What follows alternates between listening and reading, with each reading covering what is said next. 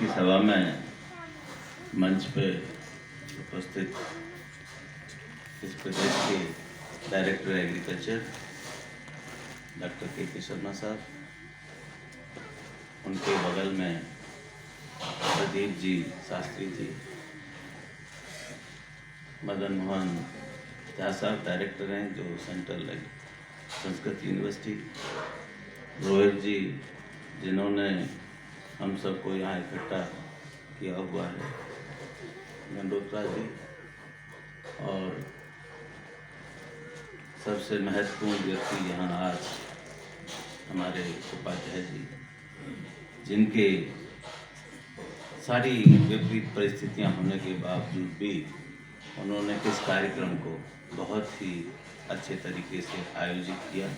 मुझे उम्मीद नहीं थी, जैसा शर्मा जी ने मुझे बताया था कि जम्मू से हम नहीं सोच सकते कि यहाँ क्या कार्य हो रहा है, और जब हमने बच्चों के संस्कार देखे, किस तरह से उनको कंठस्थ चीज़ें की जानकारी है, जिस तरह से स्वागत हुआ, स्वागत बहुत होते हैं, बहुत बड़े बड़े स्वागत भी होते हैं, लेकिन आज दिल से खुशी हुई जब हमने अपने बच्चों को, जब हम आए तो बरामदे में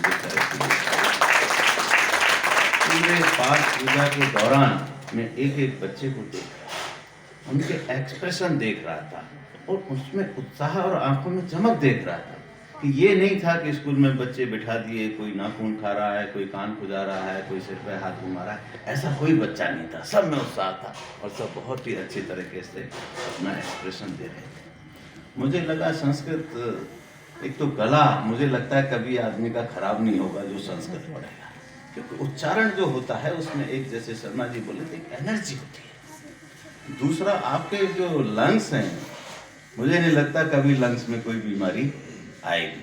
तो वैसे ये बच्चे तो सीख रहे हैं। उपाध्याय जी, हम लोगों का भी एक वर्ग लगा दीजिए, कुछ लोग इधर बैठे हुए हैं, कुछ इधर बैठे हुए हैं, नहीं कुछ थोड़ा हमें भी ज्ञान, सामान्य ज्ञान जो है होना चाहिए। जब हम दूसरों से कहें तो उसके पहले हमें भी थोड़ी जानकारी इन चीज़ों की होनी चाहिए। शर्मा जी ने आज बात की, डॉक्टर के शर्मा साहब ने संस्कारों की बात की। संस्कार कहाँ से आते हैं? हमने बहुत तरक्की की है, जहाँ भी देखें, गांव में आप जाइए, शहरों में आप जाइए, किस तरह से हमने तरक्की की है, लेकिन वो तरक्की बहुत भौतिक है। जो आध्यात्मिक जो तरक्की है, या हमारी संस्कृति है, या हमारे जीवन के जो मूल्य हैं, उनमें कमी आई है। इसका मतलब ये हमने कहीं कंप्रोमाइज किया है, भौतिक तरक्की के चक्कर में हमने अपने सामाजिक जो मूल्य थे, नैतिक मूल्य थे, वो कहीं खो गए। हमारे परंपरा थी, जब भी आशीर्वाद भी देते थे कहते थे सुखी रहो।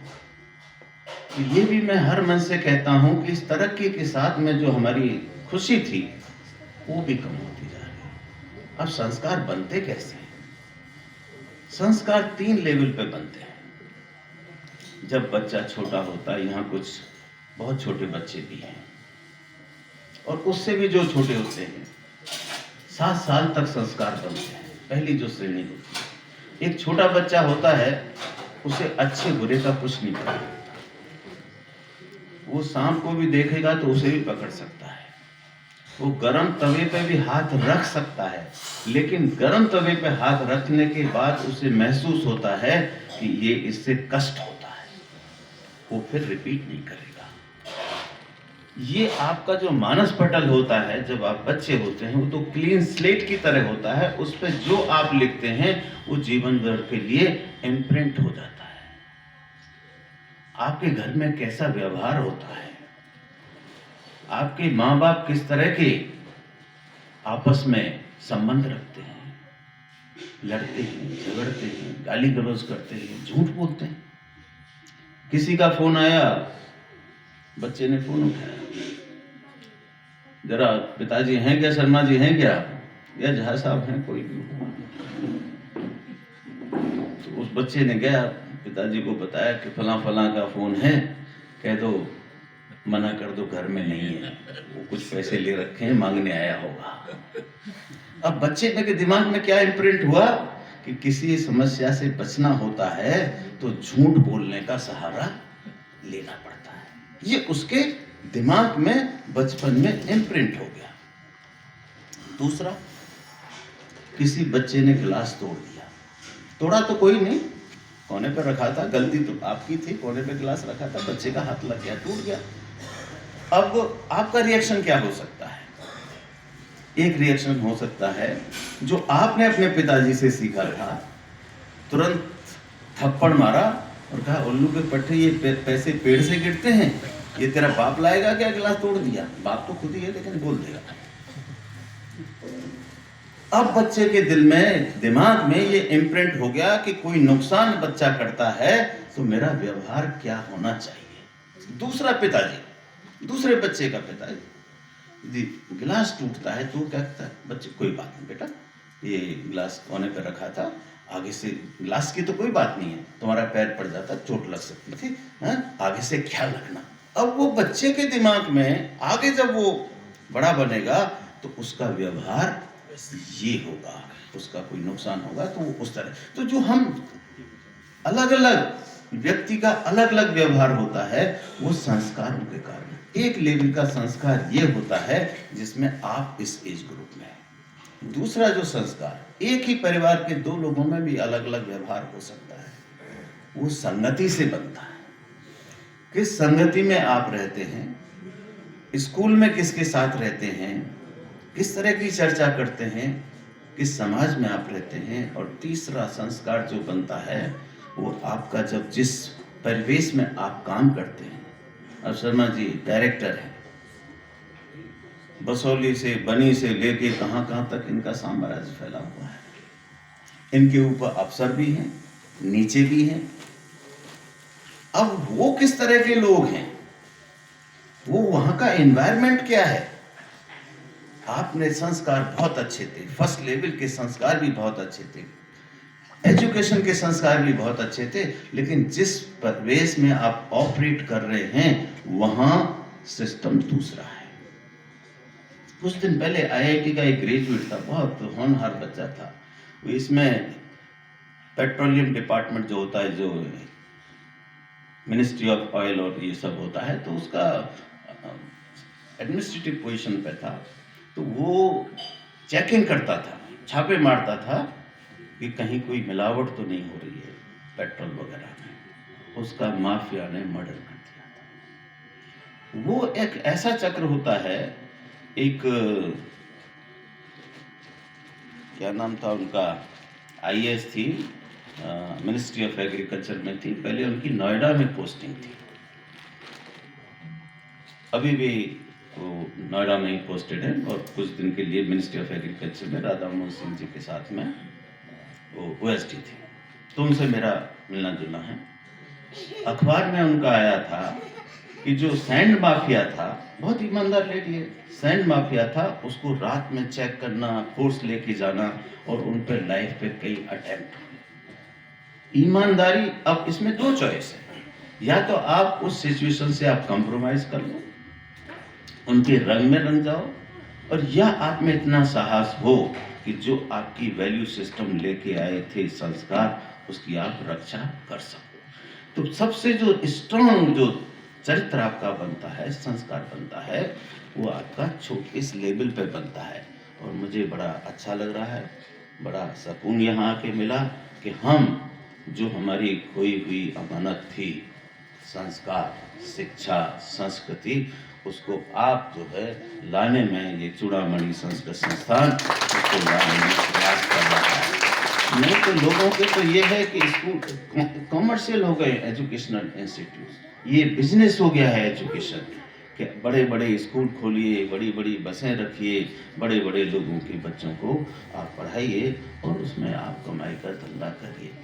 यहाँ भी इसे चलाने के लिए भी रिसोर्सेज की ज़रूरत होगी, और मुझे आशा है कि जिस तरह के लोगों को आपने जोड़ा है, जिसकी जो भी सामर्थ्य होगी, वो उस तरह से इसमें कंट्रीब्यूट करेगा।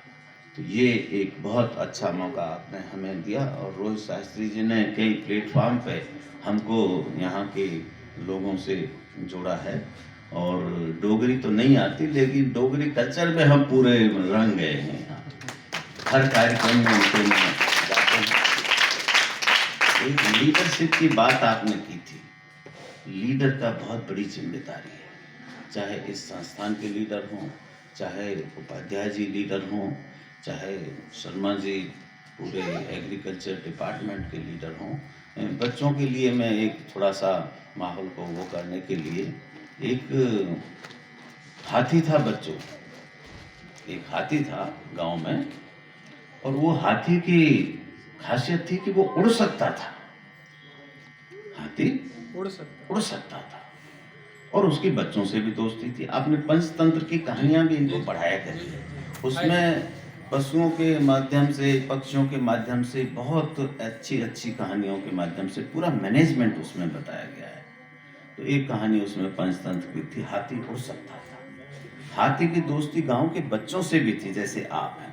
अब हाथी रोज कहानी सुनाता था, आज मैं बहुत ऊपर गया, लड्डू खाए, पेड़े खाए, ये खाया, वो खाया। तो बच्चे बोले, ताऊ खेलते तो हमारे साथ हो, और आप जो है हाथी के साथ अकेले चले जाते हो गांव में। मतलब अब शायद तो बीच में कड़ी टूट गई। हाथी था, हाथी उड़ सकता था। हाथी के दोस्त एक ताऊ था, तो ताऊ जो है हाथी के साथ जो है जाता था आसमान में, और वो भी वहां एंजॉय करता था, लड्डू खाता था, जो भी मिठाई होती थी खाता था। अब बच्चों को आके वो ताऊ बताता था कि आज यहाँ गए, आज वहां गए और बहुत मजा आया। तो बच्चे बोले, एक दिन ताऊ रोजाना कहानियां सुनाते हो, हमें भी ले चलो एक दिन। तो उसने कहा, ताऊ ने कि ठीक है, मैं हाथी से बात करता हूँ। हाथी से बात की कि बच्चे बड़ा जिद कर रहे हैं, एक दिन उन्हें भी ले चलो। तो हाथी बोला, ले तो जाएंगे ताऊ, ऐसा करना आप मेरी पूंछ पकड़ लेना, आपका टांग दूसरा पकड़ लेगा, तीसरा उसकी पकड़ लेगा, चौथा उसकी पकड़ लेगा, तो चैन बन जाएगी। फिर ऐसा ही हुआ, पूरा इकट्ठा हुआ, हाथी आया, ताऊ ने पूंछ पकड़ी, फिर बच्चे ने उसका पांव पकड़ा ताऊ का, और दूसरे बच्चे का, तीसरे ने, लंबी चेन बन गई। बड़े उत्साहित थे, जैसे आज आप उत्साहित हो रहे हो यहाँ। लंबी चेन बन गई, हाथी उड़ा, आधा किलोमीटर उड़ा होगा। नीचे से एक बच्चे ने पूछा, ताऊ लड्डू कितने बड़े बड़े? ताऊ भी बड़े उत्साहित थे, बोले, इतने बड़े बड़े लड्डू। सारे लोग नीचे गिर गए। इसमें मैसेज क्या है? गलती किसने की? ताऊ ने, क्योंकि ताऊ ने हाथी की पूंछ छोड़ दी।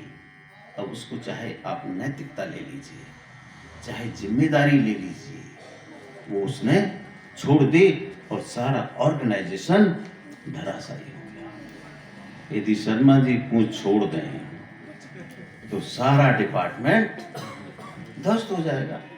सब डिविजनल एग्रीकल्चर ऑफिसर छोड़ेगा तो उससे नीचे के ही गिरेंगे, और विलेज एक्सटेंशन ऑफिसर छोड़ेगा तो एक दो का ही नुकसान होगा। किसी तरह से फैमिली का है, फैमिली में एक आध बच्चा नाकारा हो सकता है, वो नुकसान उतना ही है, उसको आप मैनेज कर सकते हैं। लेकिन यदि हेड ऑफ द फैमिली, उसमें कोई दुर्गुण, उसका दुष्व्यवहार, कोई भी चीज है, उससे पूरा परिवार सफर करता है। यही इस स्कूल के लिए है। तो हमें जिम्मेदारी हर एक की है, लेकिन लीडर की जिम्मेदारी सबसे ज्यादा होती है। एक मोटरसाइकिल है, चेन होती है, उसमें से एक चेन में से एक कील निकाल दी जाए तो मोटरसाइकिल नहीं चलेगी। इस तरह से जिम्मेदारी हर एक की, छोटे की भी है, बड़े की भी है। शर्मा जी कह रहे थे कि आप विदेश में नाम करिए, कर सकते हैं। मुझे नहीं लगता इतना पर्सनल अटेंशन बच्चों पे यहाँ पर किसी का हो। और एक और बात यहाँ कही थी, बड़ा सोचिए। पता नहीं झा साहब ने कहा था, शर्मा जी ने कहा था, दोनों ही विद्वान हैं। बड़ा सोचिए, और मेरा मानना है कि आप जितना बड़ा सोचेंगे आप प्राप्त कर सकते हैं। अपनी सोच को बाधित मत करिए, सोच को छोटा मत करिए। मैंने, वो जो सब बड़े बूढ़े कहते थे ना, बाल सफेद ऐसे ही नहीं हो गए, वैसे तो रंग रखे हैं लेकिन सफेद हैं ये।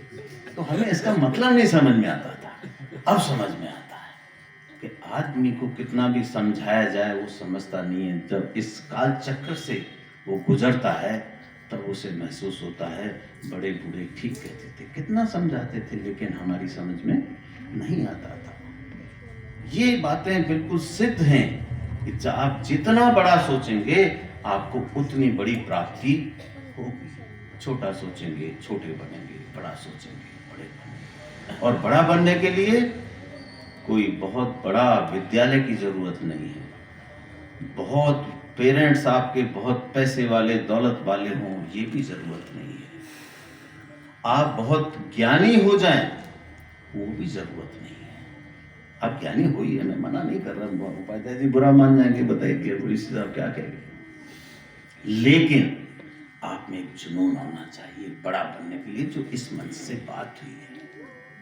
आप में कितनी भी क्षमता हो सकती है, कितने भी विद्वान हो सकते हैं, जैसे कोई फिल्म बनती है शास्त्री जी, उसमें कोई पिक्चर बनती है, उसमें कितने भी अच्छे आप कैमरे यूज करें, कितना भी पैसा लगा दें, कितनी भी अच्छी स्टोरी हो, कितनी भी अच्छी लोकेशन पे आप उसकी फिल्मिंग करें, लेकिन हीरो हीरोइन उसमें काम नहीं कर रहे, वो एक्टिंग नहीं कर रहे, तो पिक्चर अच्छी कभी बन नहीं सकती। सबसे बड़े रिसोर्स आप खुद हो, बाकी चीजें सहायक हो सकती हैं। यदि पैसे से या सपोर्ट से, घर वालों के रिसोर्सेज से यदि तरक्की होती तो आज जो सारे IAS हैं, इंजीनियर्स हैं, उनके बच्चे इंजीनियर्स, डॉक्टर्स और IIT में जाते हैं। एक आनंद सिंह सर का कभी हो तो उनको बुलाइएगा।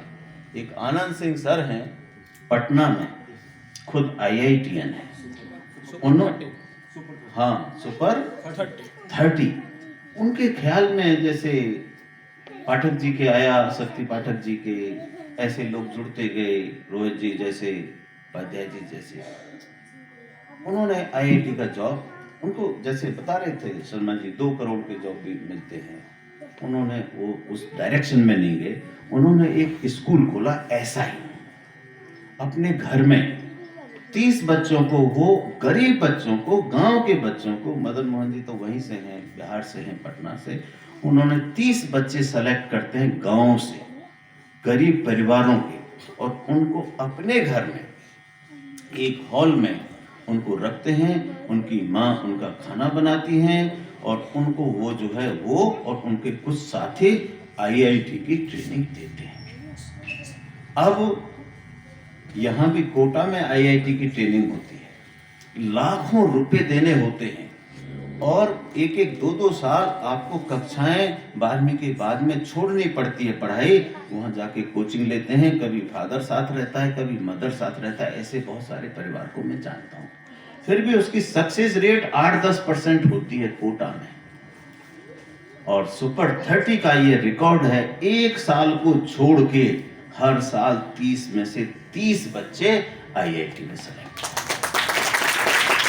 वो पढ़ाई तो ठीक है, लेकिन जो मानसिक परिवर्तन, सोच में परिवर्तन लाए, वो बहुत इंपॉर्टेंट है। तो इनकी पढ़ाई के साथ साथ इनमें ऐसे गुण भी पैदा करिए कि इनकी जो सोच है वो बहुत ऊंची बने। धीरू भाई अंबानी का नाम सुना है? कुछ बच्चों ने सुना होगा, उनके पेरेंट्स ने सुना होगा। 9th class fail, petrol pump पे काम करते थे, साइकिल पे धोती बेचनी शुरू की, 10 बाई 10 के कमरे में धोती बेचे, और आज कई बार सुना चुका हूं, आपको तो पता होगा, 2-3 साल पहले टाइम्स ऑफ इंडिया के पेपर में 5 के आगे इतनी जीरो लगी हुई थी उपाध्याय जी, वो गिनने में संख्या हमें नहीं आ रही थी। हम तो गांव में पढ़े, ऊपर जब आप दिखा रहे थे क्लास में बैठने का, तो यहाँ तो बिछी हुई थी, हम तो अपनी लेके जाते थे, जो यूरिया का कट्टा होता था, बोरी, तख्ती और बोरी अपनी लेके जाते थे, और बारिश हो गई तो वो यूरिया के कट्टे कोई ऐसे करके ओढ़ भी लेते थे।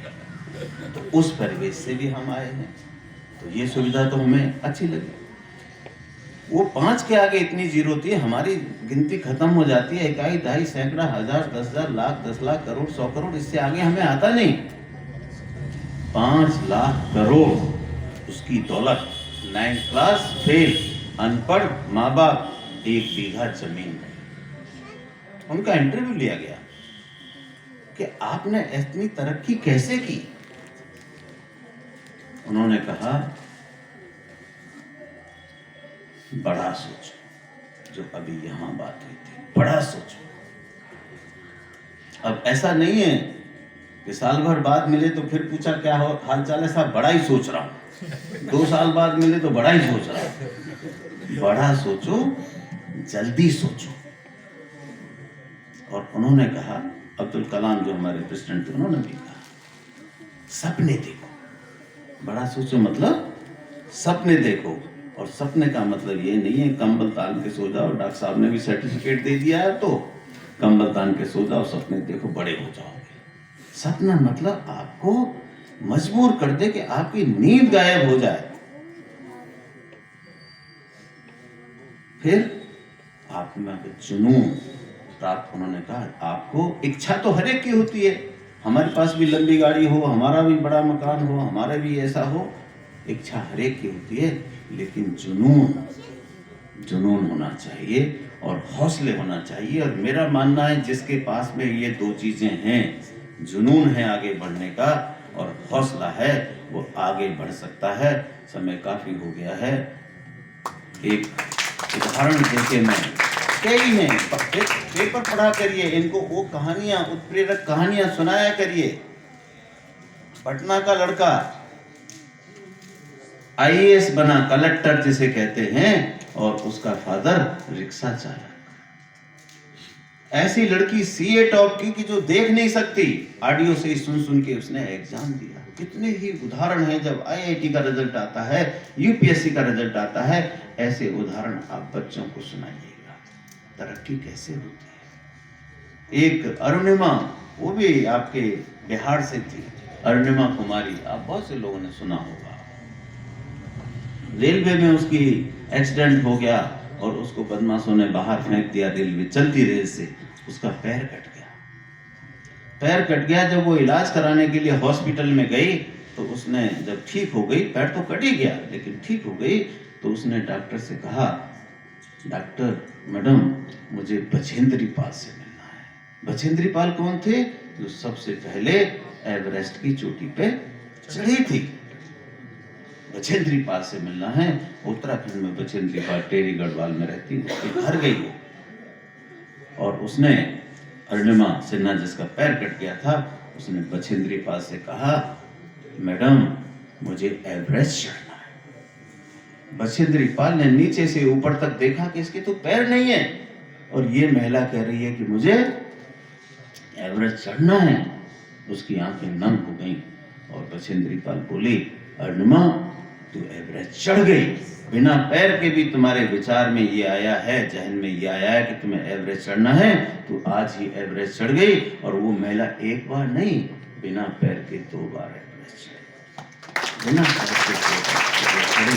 तरक्की कहाँ होती है? तरक्की पैसे में नहीं है, तरक्की सुविधाओं में नहीं है, तरक्की माँ बाप के सपोर्ट से भी नहीं है, एक सहायक हो सकती है, लेकिन तरक्की आपकी सोच में है। मैं भगवान से प्रार्थना करता हूँ, यहाँ से जितने भी बच्चे हैं, यहाँ का जितना भी संरक्षक हैं, यहाँ स्कूल के टीचर हैं, सहायक हैं, सभी को मैं भगवान से प्रार्थना करता हूँ कि आपने जो मुहिम हमारे संस्कारों को वापस लाने की शुरू की है, उसमें आप सफल हों, और हम जब भी कभी कोई सहयोग कर पाएंगे, हमें बहुत खुशी होगी। धन्यवाद।